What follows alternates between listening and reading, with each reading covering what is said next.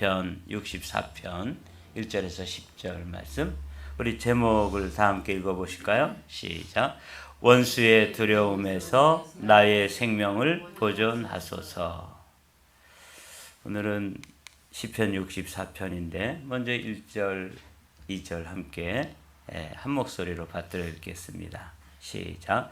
하나님이여, 내가 근심하는 소리를 들으시고 원수의 두려움에서 나의 생명을 보존하소서. 주는 악을 꾀하는 자들의 음모에서 나를 숨겨주시고 악을 행하는 자들의 소동에서 나를 감추어 주소서. 아멘. 오늘도 다윗의 시예요. 근데 이제 다윗의 시를 우리가 계속 이렇게 묵상하고 또 함께 나누다 보면 좀 지루한 면도 없지 않아요. 그런데 사실은 지루하다고 하는 것은 말씀의 깊이로 들어가지 못했기 때문에 겪는 현상이다, 이런 생각을 제 스스로에게 해보았습니다. 이 왜 지루하냐? 말씀을 피상적으로 그냥 표면에 흐르는 이야기들만 이렇게 생각하고 묵상하니까 이게 이제 지루하게 되고 뭐 비슷한 것 같죠. 그러나 그 말씀의 깊이로 들어갈 수 있다면 우리는 하나도 지루하지 않는, 또 우리 권사님 중에 한 분이 이거 우리 다 사는 이야기 아니에요? 이렇게 말씀해 주신 적도 있어요. 그게 맞는 것 같아요. 이게 다 우리가 사는 이야기고 우리의 경험하는 이야기고 우리의 가까운 데서 또 우리의 내면에서 일어나는 이야기들이죠. 오늘도 이 시편 64편의 1절 말씀을 중심으로 제목을 정했는데, 이 말씀을 조금 시편 64편이 이제 10절밖에 안 되니까 짧은 구절이라서 여기를 이제 읽고 우리가 이 말씀을 좀 깊이로 오늘은 좀 들어가 보면 좋겠다, 이런 생각으로 말씀을 생각해 보았습니다. 하나님이여, 내가 근심하는 소리를 들으시고, 이 다윗이 깊은 근심거리가 하나 있었어요. 근데 그 근심거리가 뭐냐면 원수의 두려움에서 나의 생명을 보존해 주십시오. 여기 이제 다윗의 기도예요. 이걸 이제 그냥 1차적으로 우리가 이 시편에 흐르는 다윗의 원수들, 다윗을 힘들게 하는 것들, 이런 일들은 뭐 뻔히 정해져 있어요. 제가 목회하면서 어떤 경험했던 아픔을 제가 이제 반복해서 이야기하면 제 아내가 어제 아침에도 아직도 그런 아픔에서 벗어나질 못했나 봐, 이제 그 얘기 그만해요, 이렇게 말하더라고요. 그건 맞아요.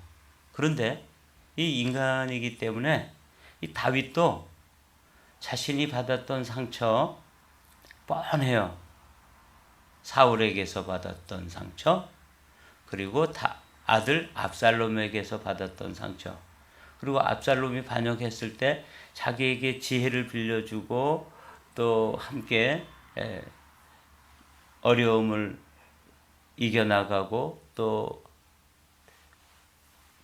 의논하고 그랬던 그 책사였던 아히도벨이 배신을 하는 그런 데서 오는 아픔, 이걸 계속 반복해서 얘기하고 있더라고요. 이 저의 모습이고 다윗의 모습이에요. 오늘은 이 다윗의 모습 가운데서 우리가 조금 멈추어 서서 그냥 이거 원수, 이거 뭐 사울 아니면 압살롬이겠거니, 이렇게 이제 생각할 수 있는데 실제로는 현상적으로는 그게 맞습니다. 그래서 이제 한번 읽어 보겠습니다. 2절. 그들이 칼같이 자기 혀를 연마하며 화살같이 독한 말로 겨누고 숨은 곳에서 온전한 자를 쏘며 갑자기 쏘고 두려워하지 아니하는도다. 그 원수 같은 것들이 그 뒤에서 그렇게 음모를 꾸미고 그렇게 하는데, 이게 다윗에게는 뭐처럼 느껴졌냐면 칼같이, 화살같이. 이 사람은 이제 군인이니까 이게 제일 무서운 거 아니에요? 그렇죠? 아무리 용맹스러운 장수라도 전장에 나가서 화살 한 방 맞으면 죽는 거고 칼 한 번 목에 스치면 뭐 죽는 거 아니에요? 근데 그 원수들이, 다윗의 원수들이 칼같이 화살같이 혀를 연마하고 독한 말로 겨누고 또 자신을 그 향해서 그것을 쏘며 또 갑자기 쏘고, 이런 적이 있었죠. 밥 먹다가 말이죠. 왕의 식탁에 둘러앉아가지고 요나단, 사울, 다윗, 그래서 문무 대신들이 산부 여인들이겠죠. 뭐 앉아서 식사하다가 갑자기 창을 들어가지고 다윗에게 던진 뭐 이런 경험들이, 아무리 다윗이 이거를 성화시키고 뭐 이렇게 하려고 해도 또 생각나고 또 되새겨지고 뭐 이런 거는 인지상정이에요. 인간이기 때문에 어쩔 수 없는 것 같아요. 제가 경험했던 그런 경험이 자꾸 제 입술에서 나오는 것처럼 다윗도 이렇게 하고 있더라고요. 그들은 악한 목적으로 서로 격려하며 남몰래 올무놓기를 함께 의논하고 하는 말이 누가 우리를 보리요 하며, 그들은 죄악을 꾸미며 이르기를 우리가 묘책을 찾았다 하나니 각 사람의 속뜻과 마음이 깊도다. 그 빨간 하이라이트를 잘못 읽으면 아주 뭐 깊은 지혜를 얻었다 이런 뜻이 아니고, 이 세변역을 봤더니 그들이 악을 꾀하고 은밀하게 음모를 꾸미니 사람의 속마음은 참으로 알 수 없습니다. 이렇게 돼 있더라고요. 그러니까 그 아들 또는 뭐 사울 또 아히도벨 뭐 이런 사람들의 속을 잘 몰랐던 거죠.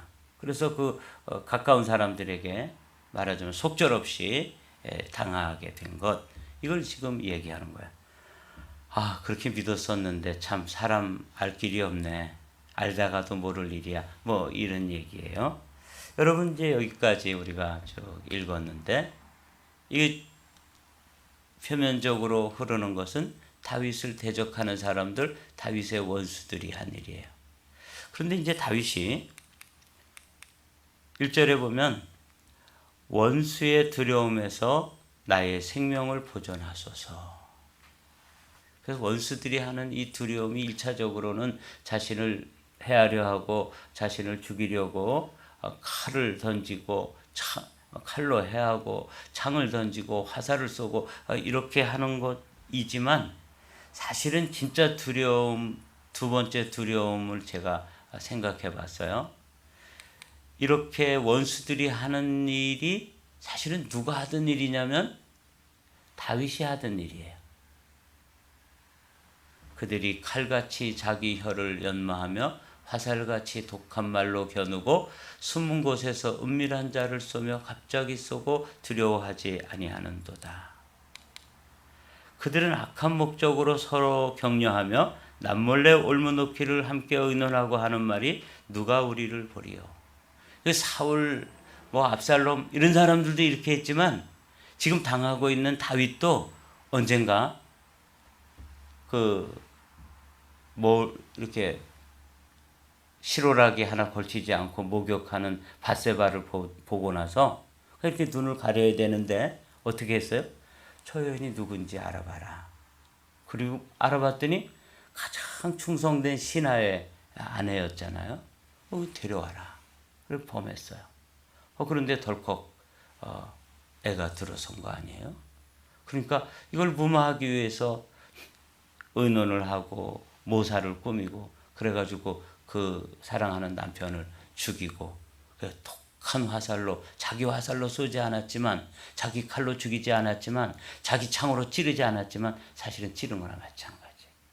여기 이 사람들이 그들이 칼같이 자기 혀를 연마하고 화살같이 독한 말로 겨누고 숨은 곳에서 온전한 자를 쏘며 갑자기 쏘고, 그리고 하나님을 두려워하지 않았던 모습이 사울, 압살롬, 아히도벨 이런 왼수들, 정말 막 손이 부르르 떨릴 만큼 그런 왼수들만 했던 게 아니라 진짜 두려워해야 될 게 뭐냐면 잊지 말아야 될 것, 그리고 그것을 까마득히 잊어버리는 걸 두려워해야 되는데 그게 뭐냐면 다윗의 모습이라는 생각을 해봅니다. 아, 이거 다윗이 이 짓을 그대로 한 거예요. 자, 그러면 우리도 이제 누구에겐가 이렇게 좀 힘든 일을 경험하고 이럴 때 우리가 정말 두려워해야 할 것은 그들의 그 공격, 그 대적들의 공격보다 더 두려워해야 될 게 뭐냐면 내 안에서 그 원수들과 똑같이 행했던 그 일을 잊어버리는 게 두려운 거죠. 그것을 망각하거나 그것을 애써 외면하거나 그것에 대해서는 무심한 것, 이거 참 두려운 일이라는 생각을 먼저 했어요. 그래서 다윗이 뭐라고 고백해요? 하나님이여, 내가 근심하는 소리를 들으십시오. 원수의 두려움에서 나의 생명을 보존하소서 할 때 1차적으로는 그냥 자기를 해하려는 원수들의 그 압박, 그들의 그 공격, 이게 두려움이지만 제가 진짜 이 다윗의 시를 가지고 한번 생각해 보면, 우리가 생각해 봐야 된다면 진짜 두려워하는 것은 자기도 똑같은 일을 했었다는 것이죠. 그렇잖아요.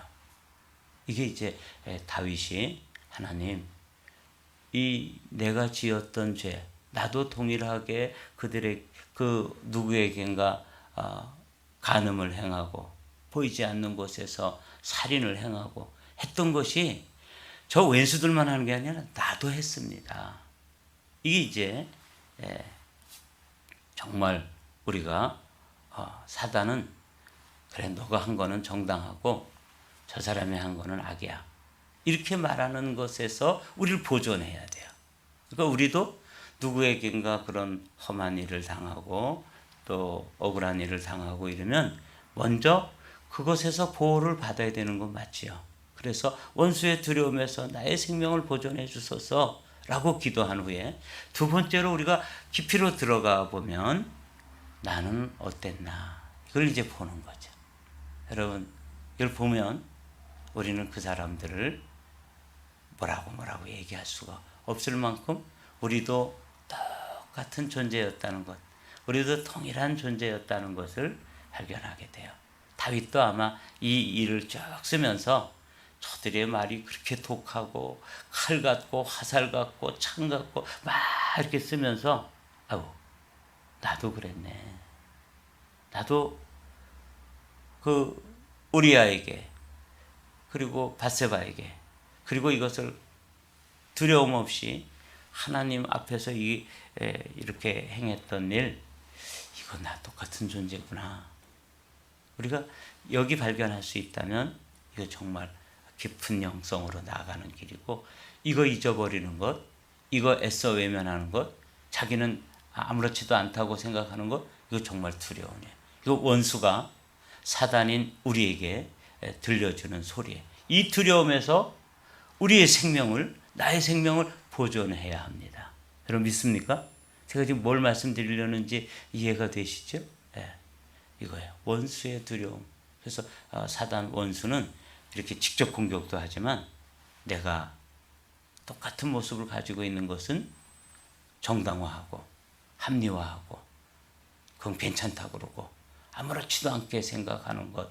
그래서 저는 이 다윗의 이 두려움, 원수의 두려움, 이게 이제 첫 번째로는 실제적인 대적들의 공격이겠지만 정말 두려운 것은 이렇게 행하는 자기 자신을 망각하는 것, 여기에 대해서 애써 덮어버리려고 하는 것, 이것도 큰 두려움이다. 이거 우리가 두려워해야 될 일 중에 하나는 거죠. 믿음은 그 원수들의 두려움에 대해서 두려워하지 않는 것이지만, 또 믿음은 또 자기가 하나님 앞에서 행했던 일에 대해서 두렵고 떨림으로 자기 자신을 하나님 앞에 드러내는 것, 이것이 아주 중요한 것입니다. 계속해서 한번 읽어보죠. 그러나 하나님이 그들을 쏘시리니 그들이 갑자기 화살에 상하리로다. 이러므로 그들이 엎드러지리니 그들의 혀가 그들을 해함이라. 그들을 보는 자가 다 머리를 흔들리로다. 다윗은 이 악한 사람들, 우리도 악한 사람들을 만나죠. 그 악한 사람들이 다윗을 해하려고 했을 때 다윗이 그들이 그 악에 대한 보응을 받는 걸 보았습니다. 그러면 또 동일하게 누구를 보아야 되는 거예요? 내가 은밀하게 저 사람들이 행하는 것과 똑같은 모습으로 누구에겐가 아픔을 주고 누구에겐가 또 이렇게 해코지를 하고 누구에게 상처를 줬던 것에 대해서도 동일하게 갚아주겠다. 이거 두려운 일 아닙니까? 이 두려움에서 나의 생명을 보존하소서. 이렇게 이 말씀을 거꾸로 뒤집어 가지고 다윗이 그 대적들에 대해서만 얘기하는 걸 이거를 다윗에게로 이렇게 뒤집어서 묵상을 해보니까 이 말씀이 정말 아주 깊이 있게 저 자신에게 도전해 주시는 말씀으로 저 자신의 폐부를 찌르고 또 저 자신이 누군가를 원망하고 또 나에게 좀 아픔을 가져다 주고 나에게 태클을 거는 어떤 사람들에 대해서 불평스러운 마음이 있다가 그거 뭐 할 수 있는 일이고 그거 하나님 앞에 기도할 수 있는 일인데 왜 그런 일을 보여주시냐면 누구를 보라는 거예요? 그들의 모습 가운데서 저의 모습을 봐야 되고 저 원수들의 모습에서 다윗 자신의 모습을 보아야 되는 것이죠. 오늘 아침에도 우리가 이제 이 시편을 읽으면서 누군가 나에게 아픔을 줬던 사람을 먼저 그렇게 생각할 수 있어요. 떠오를 거예요. 그런데 그거를 일단 옆으로 밀어놓고 그렇게 했던 사람들 말고 내가 누구에겐가 이렇게 원수가 되어서 원수같이 아주 극심한 아픔을 주기도 하고 상처를 주기도 하고 그게 우리의 가까이 있는 가족이 될 수도 있고 이걸 깨달을 수 있다면 이걸 깨닫지 못하는 게 두려움이죠. 참 두려운 일이에요. 그래서 오늘 아침에는 다윗이 그 두려움에서 원수의 두려움에서 나의 생명을 보존해 주십시오 하는 이 기도를 뒤집어 가지고 원수가 이거 괜찮다 그러고 합리화하고 자기 정당화하는 이거 참 두려운 일이다. 그런 생각을 하면서 이 말씀을 묵상했습니다. 모든 사람이 두려워하여 하나님의 일을 선포하며 그의 행하심을 깊이 생각하리로다. 의인은 여호와로 말미암아 즐거워하며 그에게 피하리니 마음이 정직한 자는 다 자랑하리로다. 이 9절의 말씀을 세 번역으로 봤더니 이렇게 돼 있어요. 그들은 모두 다 두려움에 사로잡혀 하나님이 하신 일을 선포하며 하나님이 하신 일을 생각하게 될 것이다. 이게 이제 간증이 되어야 하는 것이죠. 김요석이라고 하는 목사님이 계셨어요. 이분은 독일에서 학위를 하고 돌아와서 신학교에서 가르치다가 거기서 좀 그 마음에 만족이 없었어요. 뭐 신학교 교수가 됐으면 너무 귀한 일이죠. 그런데도 그 영호 마을이라고 하는 한 마을로 내려가는데 거기는 이제 나병 환자에서 음성 판정을 받고 살아가는 사람들과 이렇게 사는 마을이에요. 근데 그 마을의 이야기를 그 독일에서 같이 공부했던 그 독일 사람이 와서 한 달 동안 같이 살다가 그 일을 기록해 가지고 독일어로 된 책이 있어요. 그 책을 또 우리나라 말로 번역했는데 그런 이야기들이 알려지지 않기를 원해서 다시 다 회수가 됐다 그래요. 인터넷에 한 19개 정도의 에피소드가 나와 있더라고요. 근데 거기에 이제 어떤 이야기가 들어있냐면 양씨라고 하는 사람의 이야기가 들어있어요. 이 양씨는 그 영호마을, 그 김효석 목사님이 가서 목회하는 마을에서 이제 처음 예수님을 믿는 그런 초신자예요. 근데 이 사람이 이제 어느 날 다급하게 목사님을 찾아온 거예요. 목사님, 큰일 났습니다. 우리 집에 있는 돼지 5마리가 옆집에 있는 채소밭에 들어가서 채소를 다 망가뜨리고 먹어버렸습니다. 그런데 그럼 손해배상을 청구하는데 그 돼지 5마리를 다 달라는 거예요. 그 여러분들은 어떻게 하시겠습니까? 그 목사님이 우리가 예수 믿는 사람이니까 그대로 5마리 다 주십시오. 이렇게 얘기한 거예요. 근데 이 양씨라는 사람이 정말 양 같은 사람이었던 것 같아요. 우리 교인들 중에 제가 5마리를 달라 그러는데 어떻게 할까요? 와서 저한테 의논하면 제가 5마리 다 주십시오. 이렇게 얘기도 안 하겠지만 저는 영악해가지고 한 2마리 주세요. 이렇게 할 것 같은데 이 목사님 5마리 다 주라 그랬는데 이 양씨가 그렇게 하는 거예요. 좀 머뭇거리다가 가서 5마리를 다 줬습니다. 그래서 얼마간 있다가 아주 그냥 너무 기쁜 마음으로 막 또 온 거예요. 목사님 정말 좋은 일이 생겼습니다. 그 집에 황소 7마리가 우리 밭에 들어와가지고 다 망가뜨리는 바람에 이거 이제 손해배상을 받아야 되는데 돼지 5마리보다는 황소 7마리가 더 많고 더 크잖아요. 액수도 뭐 몇 배나 되겠죠. 그 이제 제가 다 받게 됐습니다. 근데 이 목사님이 싫어해요. 그래가지고 그러면 그 7마리를 받지 말고 우리가 예수 믿는 사람이니까 그냥 보상을 받지 마십시오. 그러니까 너무 기쁜 마음으로 왔다가 그냥 실망해가지고 예수 믿는 게 그렇게 하는 거예요? 그러면서 또 순종을 했다는 거야. 진짜 양씨죠? 제가 읽으면서 제 마음에 갈등이 일어나더라고요. 나도 목사가 돼가지고 7마리, 그럼 뭐 한 5마리만 받고, 5마리 저거 줬으니까, 돼지 줬으니까 5마리만 받고 2마리는 뭐, 이렇게 저는 타협했을 텐데, 7마리 다 받지 말라고 그랬다는 거예요. 독일 친구가 와서 그 이야기를 기록한 거. 하도 바보 같은 목사니까 자기는 또 그 글을 발표하지도 않고 그랬는데 이제 그렇게 됐다고 제가 오늘 인터넷에서 이렇게 읽은 이야기예요. 그런데 말이죠. 그렇게 이제 보상을 받지 않았더니 그 황소 주인이 그 5마리를 뺏어간 그 주인이 밤새도록 잠을 못 잤다는 거예요. 그래가지고 그 다음날 그 돼지들이 5마리가 가서 새끼를 낳는데 하나에 18마리씩 낳대요. 그래가지고 90마리를 그 돼지 새끼를 끌고 온 거예요. 그래서 내가 밤 한 잠도 못 잤다. 황소 7마리를 뺏어갈 것 같은데 안 뺏어가고 도로 돌려주는 걸 보니까 진짜 예수 믿는 게 뭔지 내가 알았다. 이 돼지를 좀 도로 받아다오. 그래서 또 달려와가지고 90마리. 그럼 어떻게 했겠어요? 90마리 받았대요. 양씨 이야기예요. 그래서 제가 그리스도인들이라는 게 이렇게 하는 것이구나.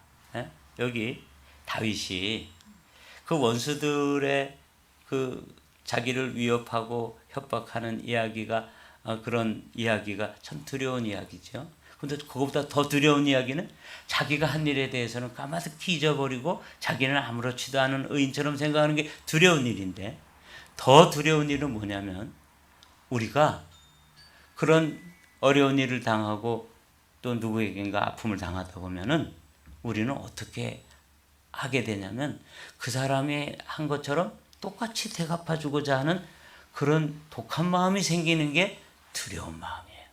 오늘 3가지 두려움이 한번 생각해 보세요.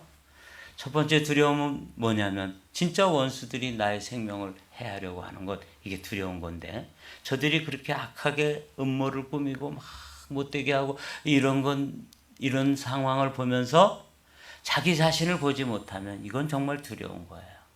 다윗에게서 나도 옛날에 우리한테 그렇게 했지. 나도 얼마나 더러운 놈인가. 내가 누구 손가락질하기 전에 누가 그러잖아요. 이렇게 손가락질을 하면 상대방에게는 하나로 지목을 하지만 나에게는 몇 개가 돌아와요? 하나, 둘, 셋. 제가 보세요.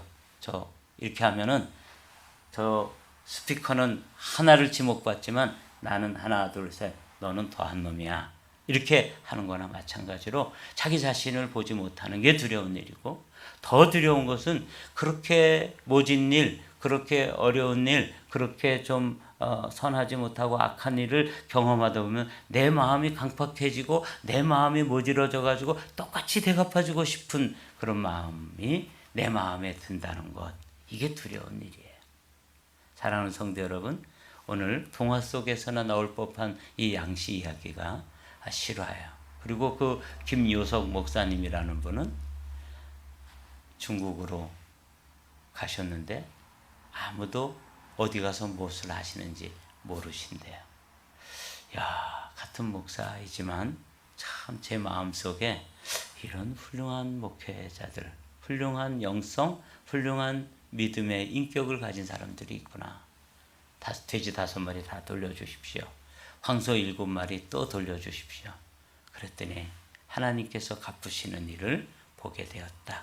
이게 이제 9절과 10절이에요. 다시 한번 읽고 오늘 말씀을 마치겠습니다. 모든 사람이 두려워하여 하나님의 일을 선포하며 그의 행하심을 깊이 생각하리로다. 의인은 여호와로 말미암아 즐거워하며 그에게 피하리니 마음이 정직하는 자는 다 자랑하리이다. 그게 나중에 간증거리가 있는 것이죠. 여러분, 오늘 이 다윗의 이 경험을 통해서 여러분도 정말 두려워해야 될 게 뭔지, 믿음은 자기 자신의 죄를 두려워하고 자기 자신의 악을 두려워하며, 더 두려운 것은 내가 그 악한 원수들이 하는 것과 똑같은 방식으로 마음먹고 똑같은 방식으로 말하고 똑같은 방식으로 대갚아준다는 게 더 두려운 일이구나 하는 것을 저는 이 말씀을 묵상하면서 생각했습니다. 오늘도 이 말씀 하루를 생각하면서 다윗이 정말 깊이 고민하고 또 두려워했던 것, 1절의 말씀이죠. 오늘 1절 말씀으로 돌아가서 한번 보겠습니다. 다 같이 읽고 마치겠습니다. 하나님이여, 내가 근심하는 소리를 들으시고 원수의 두려움에서 나의 생명을 보존하소서.